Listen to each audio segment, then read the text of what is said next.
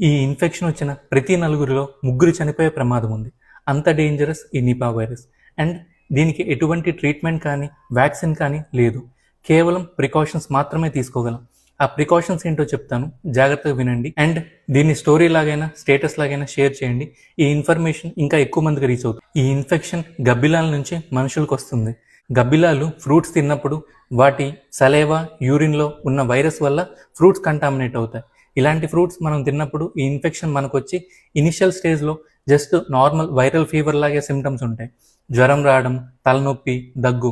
But స్లోగా ఈ infection అనేది బ్రెయిన్కి వెళ్ళడంతో చాలా సీరియస్ అయి చాలామంది చనిపోతారు. సో పాడైన ఫ్రూట్స్ అస్సలు తినకండి.